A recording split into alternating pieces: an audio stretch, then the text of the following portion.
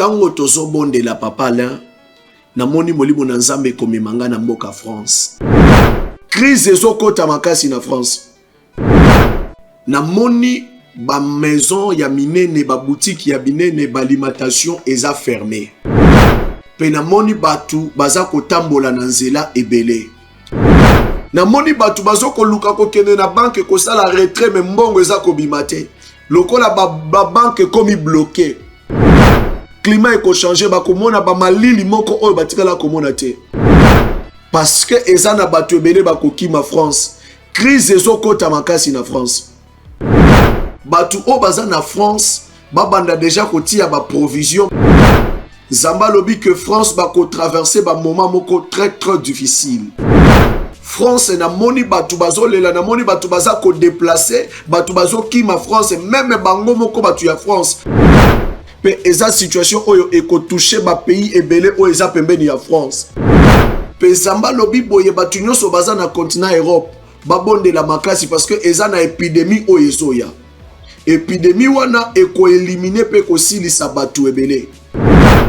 Tobonde la parce que eza pen épidémie o eza koya na Congo et kozala sous forme ya fièvre jaune. Pour na ko changer constitution, je ne pense pas que c'est le moment ya ko changer constitution. Aibisi okoki ko sala nyoso mais troisième mandat te, souka na deuxième mandat.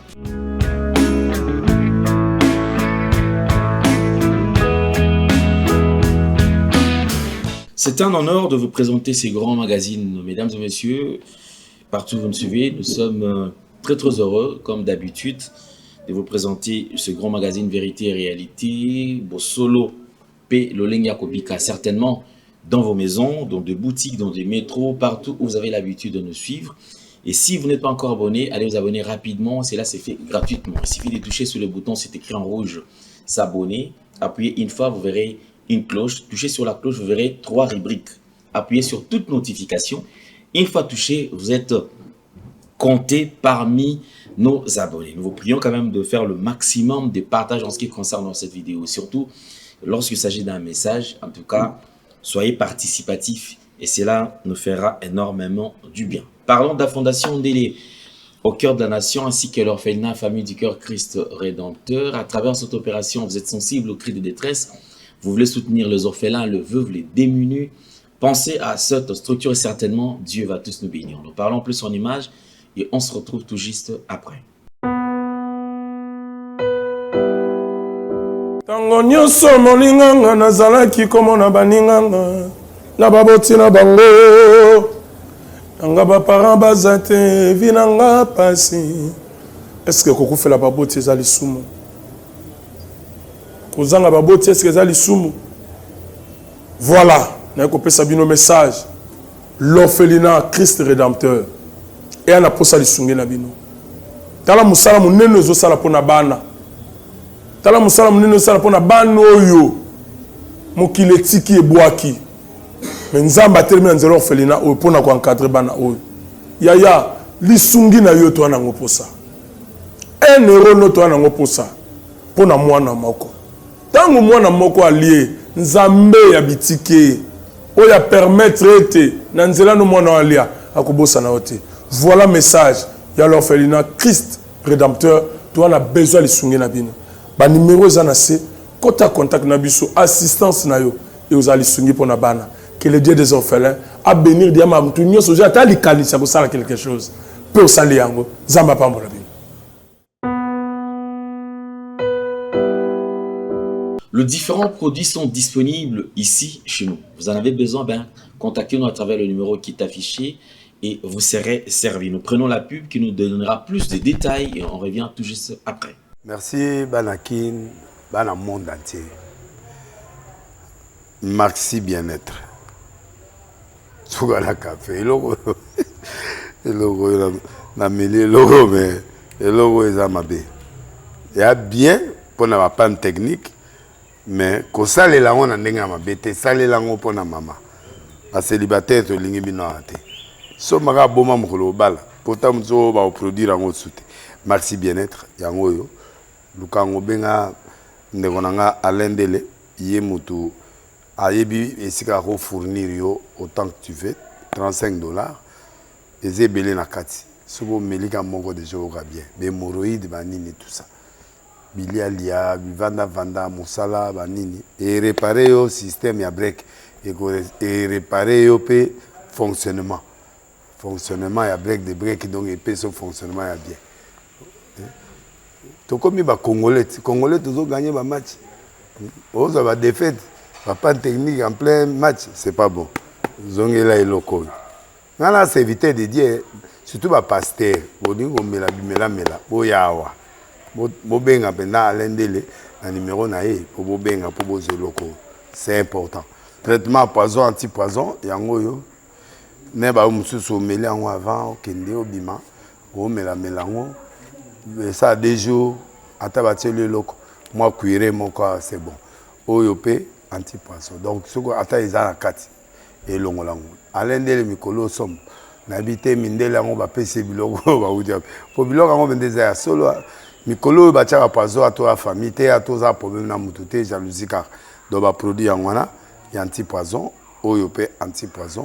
Donc benga alendele à partir na ye ayibindeni oya ozwango. Nzambe na nga pambola bino mi batela mboke komi bien te bato bakomi na jalousie oyo tozo comprendre de souté bana mike bazo kufa mikolo bazo kufa baotiana bana bébé ba poisson. Donc toujours zala nanti na ndengana nga ngana ndako c'est bon. Que Dieu vous bénisse.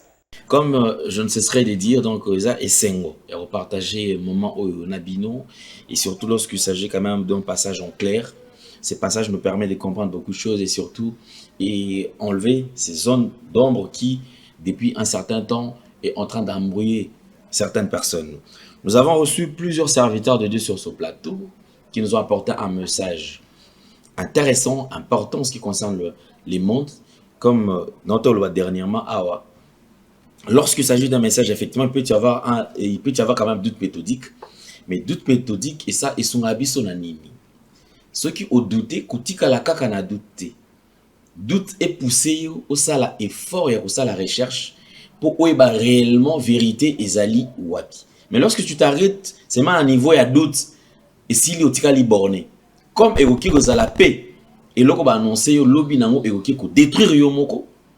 Mais loko le sala qui attention sur yangote, au négligé qui yango au lobby ils ont ba aventure, ils allons ka ba bilo bango ba lobara.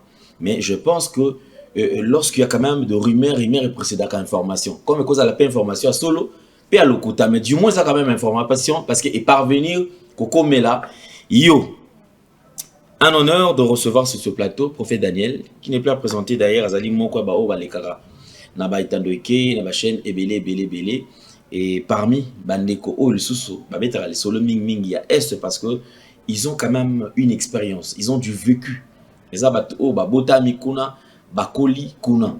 Alors tant Babeta le Sola Est, Babeta Mo avec beaucoup plus de précision parce que Bayebi réalité. Vous savez aujourd'hui lorsqu'on parle il y a des décennies Oyo, plus de 2 décennies Oyo RDC Zali Nakati Bitumba, il y a des gens qui ont palpé du doigt.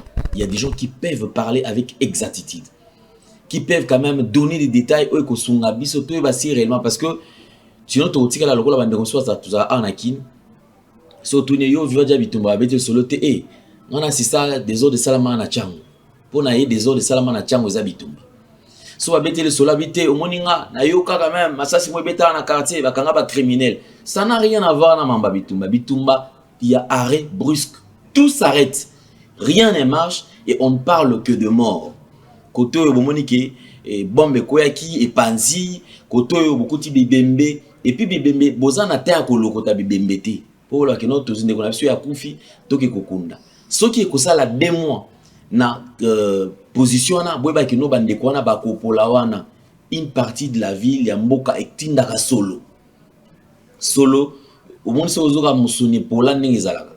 Ndenge babi ekomaka. C'est-à-dire que ebimisi même na ba épidémie mususu ba bokono ya ndenge na ndenge batu babelaka. Pourquoi? Parce que yo ozo vivre awa obatami na kati ya ndako na chambre kuna mutu moko aza kuna apoli. Okolongola eto mise libanda po ebiki libanda kuna pe masasi ezali kobeta. Alors notre invité est là. Il y a quand même le loto mais un peu ko solana parce que Fsenga papa il a besoin d'urgence Dans un message à transmettre et pas Yabandeko. Prophète Daniel, bonjour et bienvenue. Bonjour, merci papa. Là. Santé Boni. Santé malamu nangolo nzambe. Boni sango ya Est, Bandeko bazana Est. Moi, les solos à la quand même. Bon, tozoti ya bango kana losambo toyebi que dans quelques temps ici nzambe azokozongisa la biso surtout ba mboka na biso ezalaki déjà occupé nzambe azozongisa sango parce que Dieu nous avait confirmé na kati ya losambo na kati ya prière oka tozali nzambe alobi ke asemboli loboko na kimia pona mboka na biso. Mais Lélo, la situation que la RDC est en train de traverser, question on a tout parce que mingi dans la loi qui bah ça l'ensemble va comme divisé. Certaines personnes sont pour aujourd'hui, parce que c'était sur le changement de la constitution, révision de la constitution, tout ça, tout ce qui va avec. On a un débat en athée. Certaines personnes qui disent, ils en ont tenté, changement de constitution. Ils ont focalisé sur la récupération, il y a la localité, il y a la ville où ils ont prise par les rebelles. Yo zali prophètes, nini oyo zomona. Nzela nini o RDC sengeli azwa pour to bima na kati ya crise. To ki na ba dialogue, to isa mokoza mboka to ki na dialogue. To a changer ne kaka constitution, peut-être yamwe koza la solution. Oui papa là déjà nzamba za ki kota lisanga yo que dialogue yeko salama parce que lorsque j'étais en train de prier pour Namboka, namona ki mokozi ya mboka asangani na bandeko mususu oyo bazalaki koluka kozala na ngambo mususu pe na kumoni bazo solola mais ekozala quelques personnes nde bako participer na kati ya dialogue wana parce que ba mususu bako écarter bango mais dialogue yeko salama pona ko changer constitution. Je ne pense pas que c'est le moment ya ko changer constitution. Zambena n'a pas si autorisation. Je crois na ba mikolo leki kala oposa kinga question wana je vous avais répondu que mutu oyo nyonso à côté le mapona koluka ko changer constitution na batu o ba ko appuyer et nzamba ko sepela tepe fimbo ya nzambe ko se manifester makasi pa ya mutu wana. Ce n'est pas encore le moment. Et constitution na biso bien sûr et kozala toucher na ba mikolo ezoya. Mais ce n'est pas encore le moment où on va toucher la Constitution. C'est ce que l'Éternel est en train de me dire. Alors, tout le monde a une plateforme et un pasteur. Ils ont un cop. En fait, papa, le pasteur Lelo, comme j'avais dit, pasteur Lelo, bazako salela intérêt na bango, bazako salela grâce et pas ya mokonzi ya mboka. Baebi ke to sala oyo mokonzi ya mboka akoki ko sepela et non que to ebisa mokonzi ya mboka likambo eza vérité biso to ebisa ye likambo yo eko sepelisa ye donc soki to ebisi ye ke a changer constitution Nzambe alobi a changer constitution Nzambe alobi a fanda 3-4 mandats pona nini tango akoyoka bongo akosepela akopesa biso mbongo to kosala bo ulie ya ko ebisa ye vérité nalandaki kilte moko ya esika mokonzi ya mboka asambelaka nalandi pasteur na yazo loba eleki ba mikolo ayebisi okoki kosala nyonso mais 3e mandat te suka na 2e mandat mokonzi na pasteur na ayebisa ki ebongo mais je crois na mikolo tokomi lokola moni ke 2e mandat komi kosila ba omona bakoko luka ba changer maloba or Nzambe a changer ka maloba te soki Nzambe alobi likambo na etikala kande wana.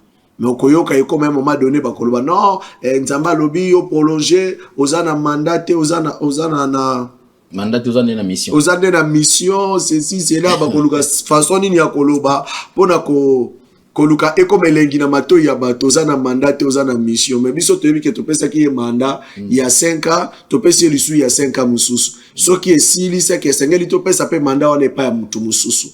Mais ce koyo, bango, attends, d'abord, ata soki azo sala malamu ndenge batu bazolo baki azo sala malamu ata soki azo sala malamu mais sengeli atosa mibeko ya constitution ndenge lobi mutu oya koya ko changer constitution Nzambe moko ayebi Nzambe azo préparer koya ya roi divin ezana no tango te oyo ye akoya pona koya ko changer constitution. Je suivi un pasteur et un prophète moi quand on a yambaki na plateau a lobi ki a beti na table anga kuto apanzela na table na oyo na invitation na soa na futisa ye ngoto ndengeni a beti na table a makasi alobi ye lokola prophète de Dieu azolo bango président a changé constitution pe mutu moko te osala eloko asala yango aza pour na appui na ye. Je me demande comment est-ce que le serviteur de Dieu, lorsqu'il s'agit, il y a comme ça la déclaration, on dirait moi mélange Jésus à la moi mingi mingi. Na place à non, ici je parle tant qu'un humain, et tant qu'un Congolais, un patriote, je pense compte tenu à tout le monde a avancé par argument na ye, nga na monique Mokonzamboka a changé conscience, tout qui comprendre. Mais lorsqu'on engage Dieu, on dit que c'est Dieu qui a dit. Alors que Dieu n'a pas dit. J'ai l'impression qu'on a payé, ils ont trouvé ce papa dans un monsieur. Comment une stratégie au bateau ebélé bazo sala lelo parce que que beaucoup de Congolais sont des chrétiens, beaucoup de Congolais aiment Dieu pour ne pas gagner mitema ya batumbala moko ba oya ka koloba na kombo ya Nzambe. Or la Bible dit malheur au prophète qui prédit les choses que Dieu n'a pas dit. Mawana mosakolo koloba likambo Nzamba lobite Nzamba lobite ou lié oloba même Paul lorsqu'azaya kokoma livre na ye eza na ba place musuli bazoloba ngai lokola nga Paul na lobi boye eza pe na place musu azaya koloba Nzamba lobi boye ça veut dire mosali na Nzambe eza kanata musu koloba likambo oyo uti epai na yo na arma oyo zanango et eza pe na likambo Nzamba yebisi yo koloba mais ko mélanger makambo te likambo ya basi ya sentiment na yo oye ko bimisango ke Nzambe nde alobi wana eza bilakeli na Bible alinga le komi alakela mamabe moto ya koloba likambo yawe alobite donc ozo komi lakela mabe na yo na libota na yo mobimba tiko tango ye kobeta mesa olobi ke a changer constitution ata changer mabe kokomela yete nde kokoma siko lokola mokonzi oyo aboyaki koyoka makambo ya Michel tango Michel azalaki kosakolela ya ebisi ke nzela bozo kende wana bokende bitumba wana te kuna liboso eza malamu te. Mais ba mususu wana nyoso ba ebisi yo kende Nzamba si apesi yo makasi kende tango akende kikuna kende kokufa bango sikoyo makila na bango esengele zonga na mutu basakoli wana bakosa kike kende Nzamba ndimi yo kende tandis que Michel zaki ye moko alobaki ke ko kende bitumba wana Nzamba biko kende te. Donc tango bango bazoko salela sentiment na bango bayeba ke Nzamba kotuna bango bolobaki makambo pa mokonzi ya mboka ayoka kibino yango asalaki soki mboka etengami eza na mutu na bango parce que le temps otoza nango eza ta ko salela sous sentiment te Nzamba za na posa ya ko restaurer Congo Nzamba za na posa ya ko kokisa bilaka na ye na Congo parce que mikolo eza lisu mingi te sko batu o baza koya na sentiment koya koloba makambo pembeni ya mokonzi ya mboka eke Nzamba lobibo Nzamba lobibo soki uti na Nzambe malamu mais soki uti na Nzambe te mawape bilakeli pona bango menga na yebi ke uti na Nzambe te parce que Nzamba za kana langage mi balete Nzamba ko koloba likambu awa mutu mususu uti ta mususu ata Nairobi aye akoloba les mêmes choses ata to solo lia wana kati Nzamba yebi alobi likambu mutu azate mutu uti libanda ye soki Nzambe nde ya solo atindie akoloba les mêmes choses Nzamba se contredira kate et batika koya na ba message moko oyo koluka ko ambuye conscience et ko ambuye mayende ya mokonzi ya mboka ke oya ya lobi boye azoye batesko vérité eza côté ni. Merci beaucoup. Je pense que c'était juste une parenthèse dans Fongola qui peut y permettre bisoto tous appeler les canisinayo en motali mokanabiso RDC. Vous êtes passé puisque vous avez un message à transmettre dans Mandeko Wazolanda Biso et voilà pourquoi c'est un bien un passage en paire. Alors dans le cas où il y a un boté malamo pesaka un message on a quand même tous appeler avis na yo na maram oyo ezali koleka na kati ya mboka na biso sima nango to ya masiko yo message oyo otamolela. Merci beaucoup Papa Alain. Priant na biso to bandi yango lelo il y a 7 jours lelo eza les premiers to bandi yango lelo jusqu'à les 7 to kosili sa prière wana. Tango tozo bonde la Papa Alain na moni molimo na Nzambe komemanga na mboka France. Na moni ba maison ya minene ba boutique ya binene ba alimentation eza fermée. Pe na moni batu baza kotambola na nzela ebele. Nzamba yebi singa lobi eza na mouvement oyo ekosalama na France. Batu o baza na France babanda deja kotia ba provision babanda kosomba biloko ya kobomba bayeba ndenge ya komi batela ko se proviser parce que événement moko ekosalama na France ekozala vraiment terrible. Et puis eza na bitumba o eza koya na France. Nzamba lobi que France ba ko traverser ba moment moko très difficile. Ba mboka ebele o eza pembeni ya France ekozala affecté na problème wana. Pe Nzamba lobi boye batu nyonso baza na continent Europe babonde la makasi parce que eza na épidémie o ezoya. épidémie wana eko éliminer pe ko silisa batu ebele na kata losambo zamba lobi batu tout o bazana continent Europe batu tout o bazana continent et Amérique basambela makasi. Voilà pourquoi même papa là tozu programme oyo ya 7 jours parce que surtout ba oyo bazana France na moni batu bazolela na moni batu baza ko déplacer batu bazo kima France même bango moko batu ya France ba okokalisu ko fanda na France ité parce que ça na ba situation oyo eko se présenter eko zala vraiment pur pour na bango moko ba koko quand même pas ko fanda na mboka na bango. Pena sima ya wana nzamba lobi eza même na climat eko changer. Je crois j'avais dit ça l'autre fois. Climat eko changer ba komona ba malili moko oyo batikala komona te. Na moni batu bazo ko luka ko kende na banque ko sala retrait mais mbongo eza ko bimate. Lokola ba banque komi bloqué. Batu nyonso baza na France ba bonde la makasi. Pe eza situation oyo eko toucher ba pays ebele oyo eza pembeni ya France. Éternel ayebi singa ya lobi loba na bato baza na France ba meka ko sala provision. Parce que eza na bato ebele ba kokima France. Crise ezokota makasi na France. Mais au-delà de ça, nzamba lobi na Europe mobimba eza na épidémie o ezoya.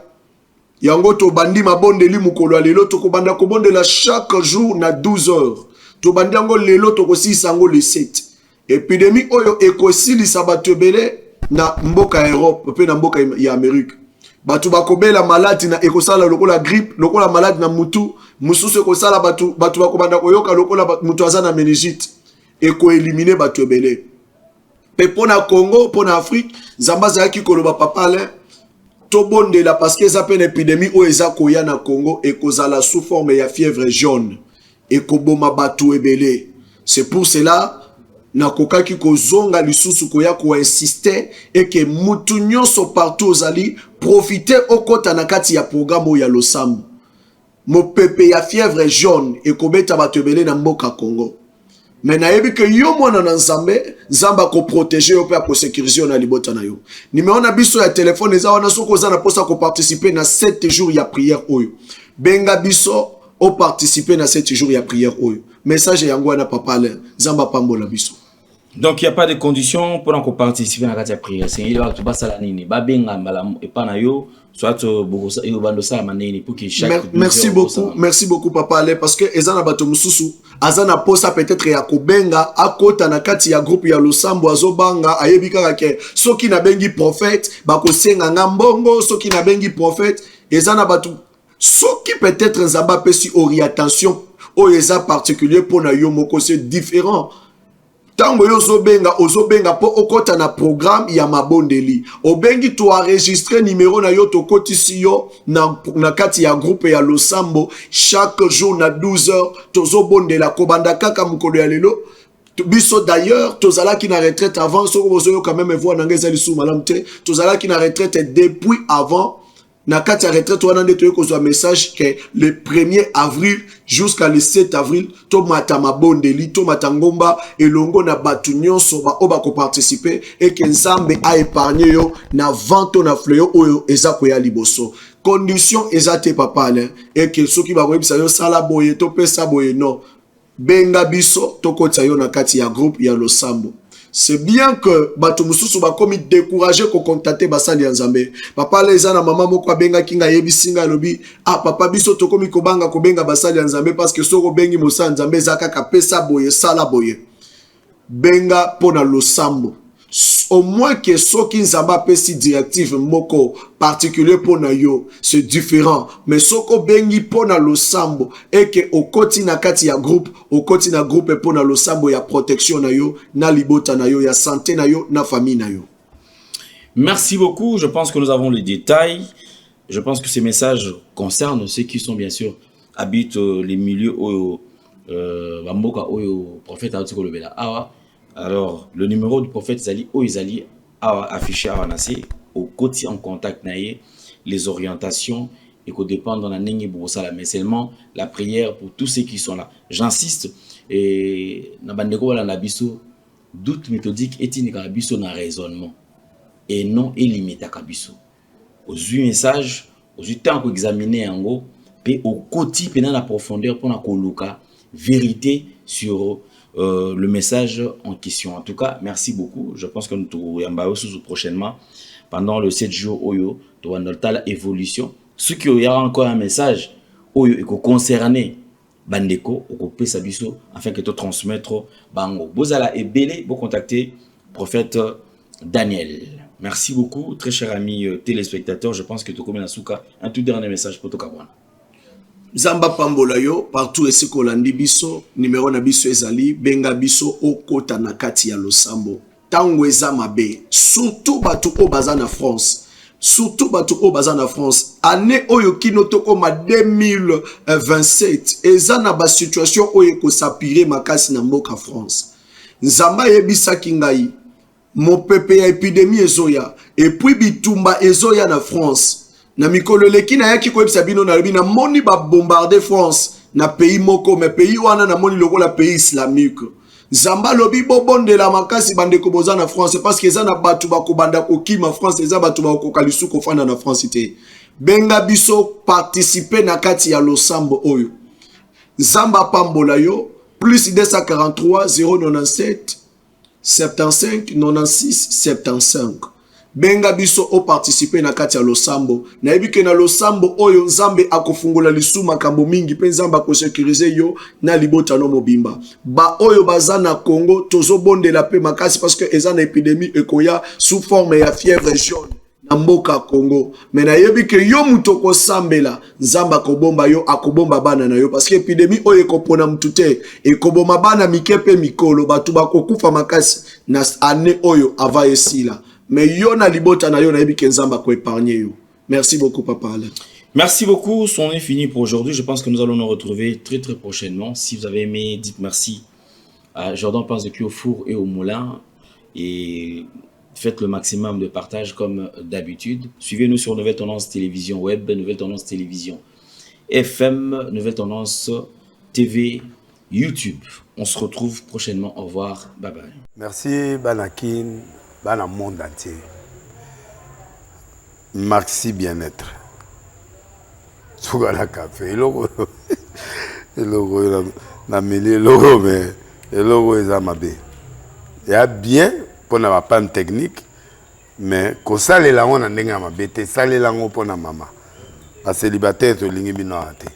So maga boma mukolo bala. Pourtant mzo ba produire ngo soute. Maxi bien-être yango yo. Lukango benga ndonanga alendele yemutu ayebi esika ko fournir yo autant que tu veux $35 ezebele na kati sobo melika moko de jour bien be hémorroïdes banini tout ça bilialia vanda musala banini et réparer yo système ya break et réparer yo pe fonctionnement ya break de break donc et pe son fonctionnement ya bien. Tout comme les Congolais tous ont gagné le match. Ils ont défaite, pas de technique en plein match, c'est pas bon. Ils ont là et local. Là, c'est éviter de dire, surtout les pasteurs, ils ont mela, boyawa, bobenga pena alendele, un numéro naé, pour bobenga pour boze local. C'est important. Traitement poison, anti-poison, yango yo. Mais bah monsieur sommelé en avant, kende obima, o mela melango. Ça a des jours, à tabater le loco, moi cuirer mon corps, c'est bon. Oyopé, anti-poisson. Donc, ce qu'on attend, ils ont la carte. Et l'on l'a. Alain de Mikolo somme. N'habité Mindela, on va payer Bilogo, va vous dire. Pour Bilogo, on va dire solo. Mikolo, va tirer à poisson à toi, famille, à toi, problème dans moutoute, jalousie, car. Donc, va produire en wana, il y a anti-poisson, oyopé, anti-poisson. Donc, benga Alain Dele, à partir naïe, à Ibneni, ou à Ozwango. Nzambe nanga pambola bino mi batela mboke komi biete bato komi na jalousie oyo tozo comprendre de souté bana mike bazo kufa mikolo bazo kufa ba otiana bana bébé ba poisson donc toujours zala nanti na ndenga na nga ndako c'est bon que Dieu vous bénisse.